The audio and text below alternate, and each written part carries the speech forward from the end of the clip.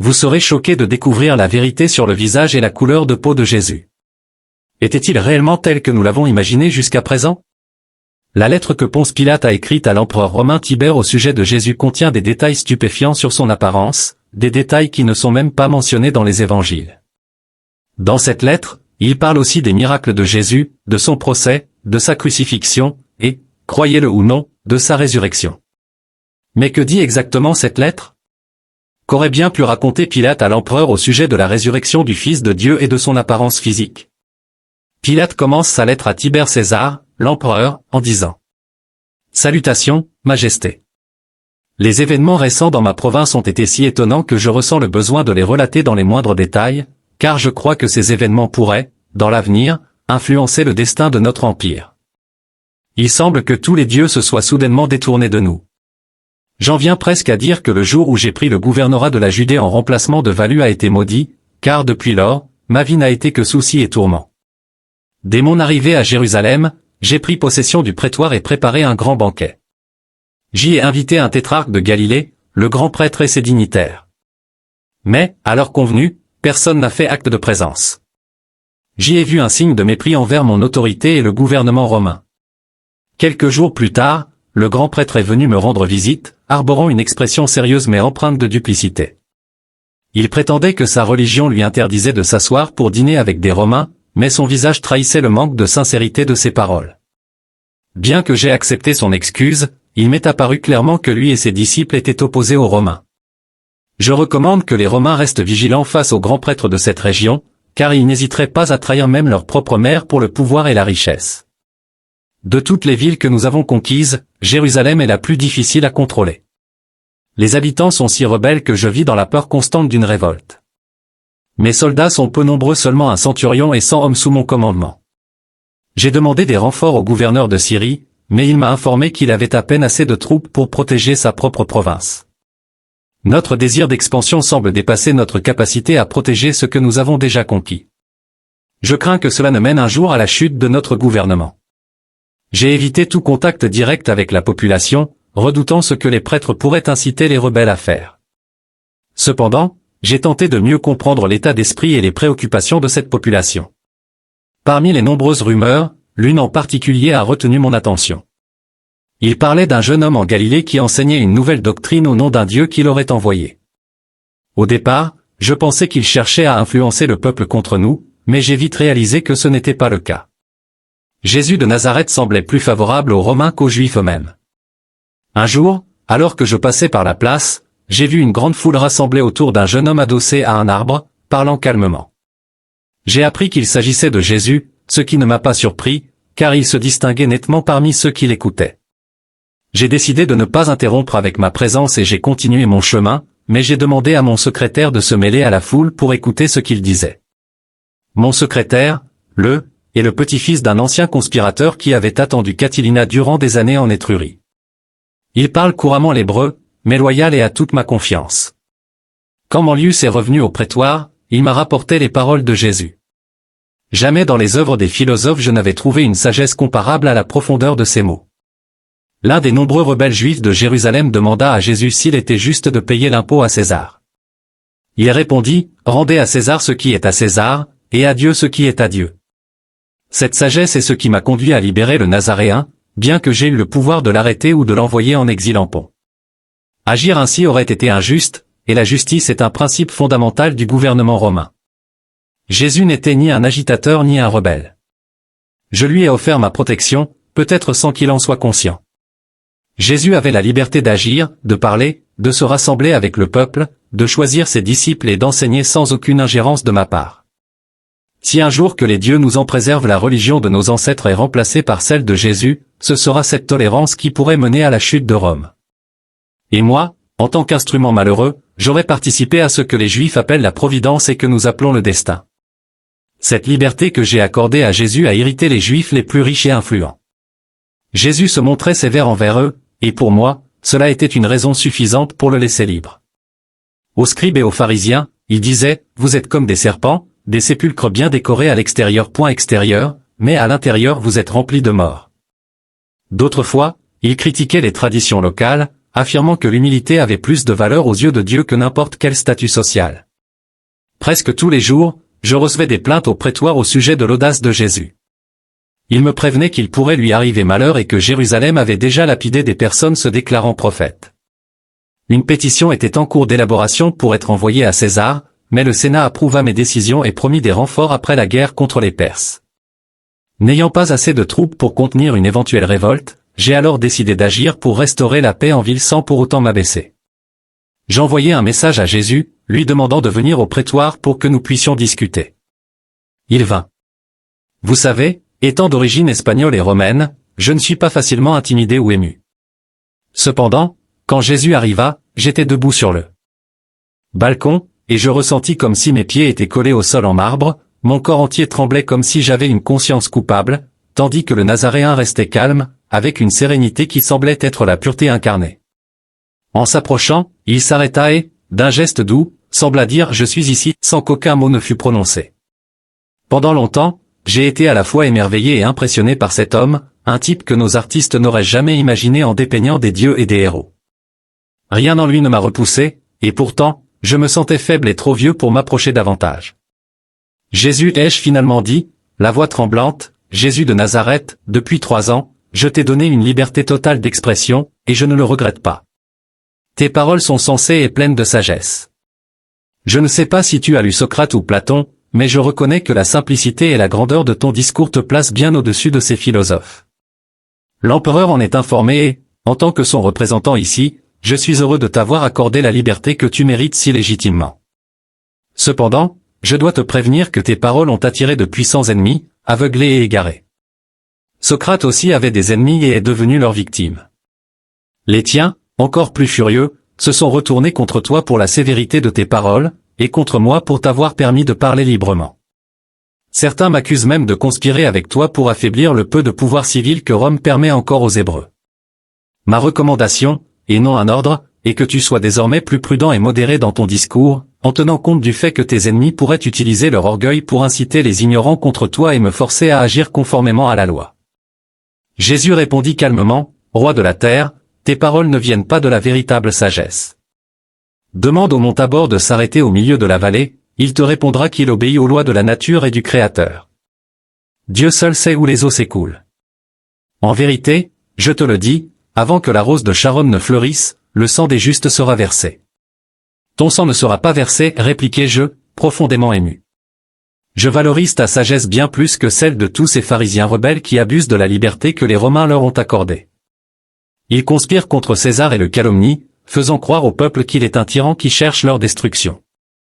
Ces hommes ingrats ne réalisent pas que parfois, le loup se déguise en brebis pour atteindre ses sombres desseins. Je te protégerai d'eux, mon prétoire sera un refuge sacré pour toi, de jour comme de nuit. Jésus, aussi calme que jamais, secoua la tête et, avec un sourire serein, dit, « Quand le moment viendra, il n'y aura pas de refuge pour le Fils de l'homme, ni sur la terre, ni en dessous d'elle. » Le vrai point avait saisi refuge dans les cieux, en pointant vers le haut, ce qui était écrit par les prophètes s'accomplira. « Jeune homme inquiet, répondis-je, tu me forces à transformer ma requête en ordre. La sécurité de cette province, dont j'ai la responsabilité, l'exige, tu dois faire preuve de prudence dans tes discours. Ne néglige pas cet ordre, car tu en connais les conséquences. Que le bonheur t'accompagne. Adieu, prince de la terre, dit Jésus. Je ne suis pas venu pour apporter le trouble, mais la paix, l'amour et la charité. Je suis né le même jour où Auguste César apporta la tranquillité à l'Empire romain. Les persécutions ne viennent pas de moi, mais je sais que j'en affronterai beaucoup à cause d'autres, en obéissance à la volonté de mon Père, qui m'a montré le chemin à suivre.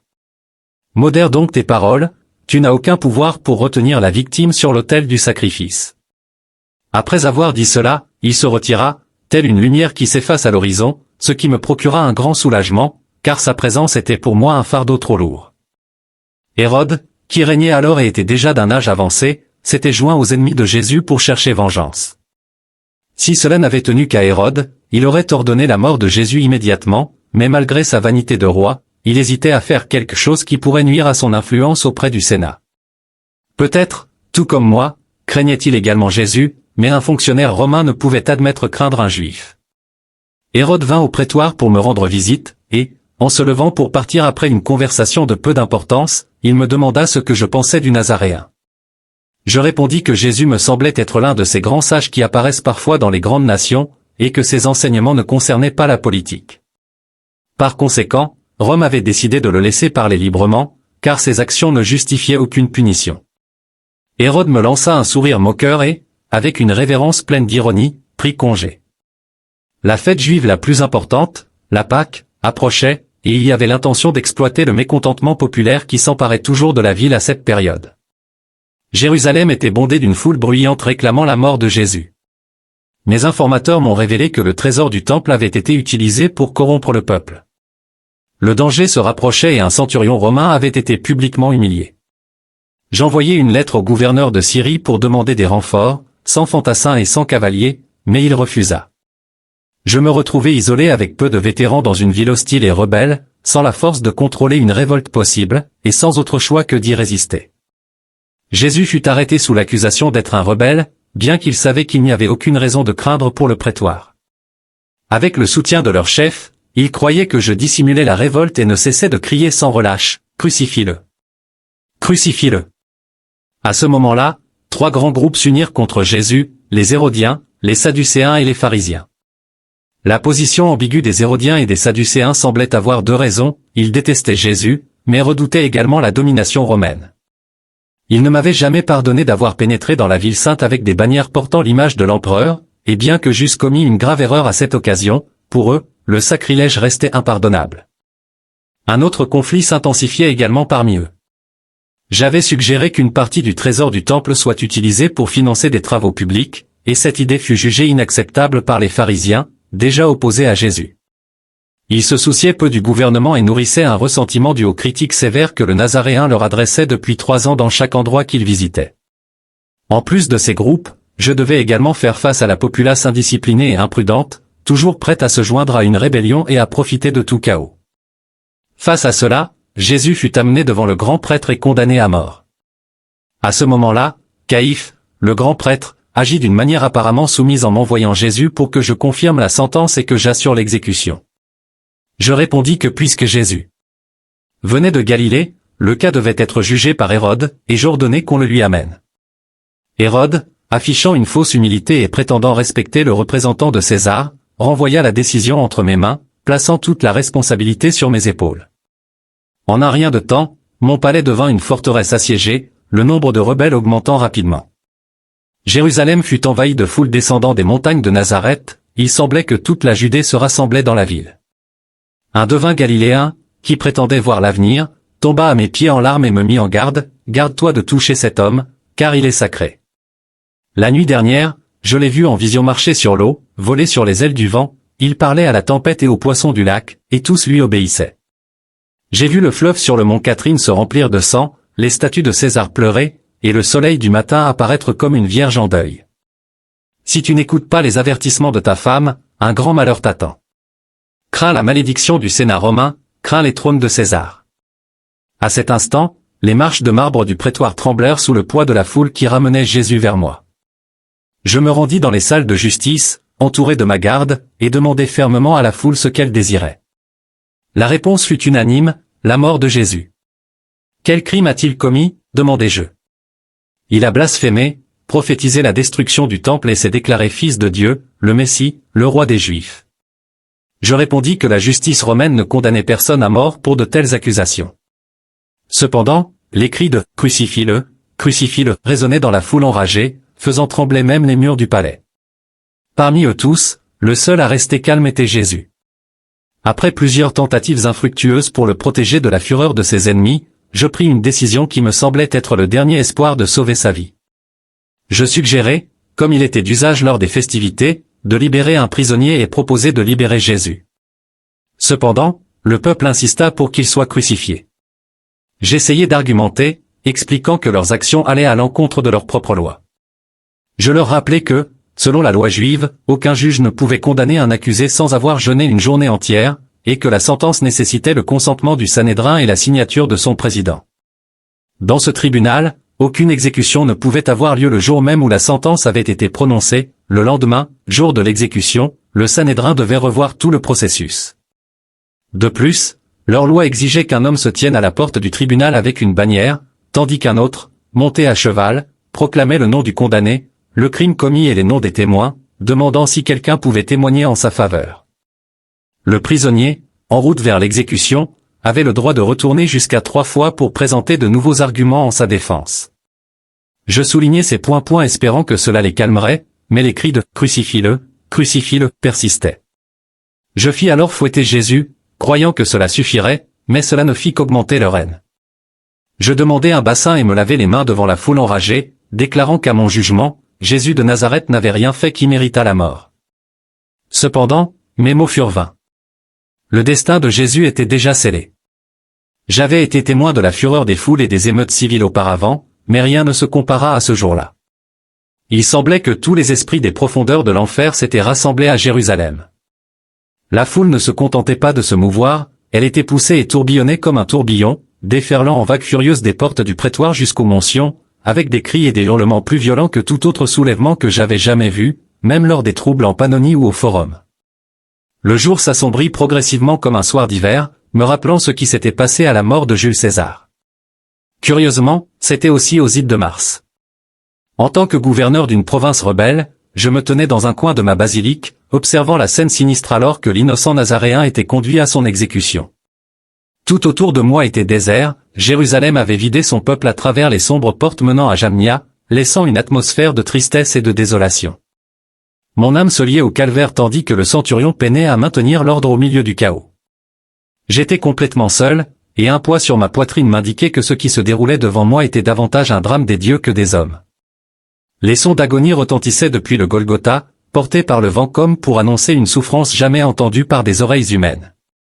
Des nuages noirs se rassemblaient au-dessus du temple et se répandaient sur la ville, la couvrant comme un linceul sombre, avec des signes visibles tant dans les cieux que sur la terre. On raconte que Dianus, le patriarche, s'exclama, soit le Créateur souffre, soit l'univers est en train de s'effondrer. Tandis que ces phénomènes effrayants se produisaient, un violent tremblement de terre secoua la Basse-Égypte, terrifiant tout le monde et effrayant presque à mort les Juifs superstitieux. Bazar, un érudit juif d'Antioche et proche ami du Nazaréen, fut retrouvé mort après le tremblement de terre. On ne sait pas avec certitude si sa mort fut causée par le choc ou par le chagrin. Près de la première heure de la nuit, je m'enveloppai dans mon manteau et descendis dans la ville, me dirigeant vers les portes du Golgotha. Le sacrifice avait déjà été consommé, et la foule, toujours agitée, retournait chez elle avec un air sombre de remords pour ce à quoi elle avait assisté. Je vis également mon petit entourage romain passer en silence, visiblement secoué, le porte-étendard avait recouvert l'aigle d'un tissu, signe de deuil. J'entendis certains soldats juifs murmurer des paroles que je ne comprenais pas, tandis que d'autres parlaient de miracles, que les Romains avaient l'habitude d'associer à leur Dieu dans certaines circonstances. À certains moments, des groupes d'hommes et de femmes s'arrêtaient et regardaient vers le mont Calvaire, comme s'ils attendaient un signe. Je retournai au prétoire avec le cœur lourd, gravissant les marches encore tachées du sang du Nazaréen. Je vis un vieil homme agenouillé en prière, entouré de Romains qui pleuraient, il se jeta à mes pieds, sanglotant profondément. Voir un vieil homme pleurer m'atteint toujours, et mon cœur, déjà lourd de chagrin, devint encore plus accablé. Nous avons pleuré ensemble, et il semblait que tout le monde là, lui et de nombreux membres de la foule, étaient au bord des larmes. Je n'avais jamais été témoin de quelque chose de semblable. Ceux qui avaient trahi, vendu et crié contre lui, ceux qui avaient exigé sa crucifixion, s'étaient évaporés comme des lâches. J'ai entendu dire que certains d'entre eux se lavaient la bouche avec du vinaigre, en référence à ce que Jésus avait dit sur la résurrection et la séparation des morts.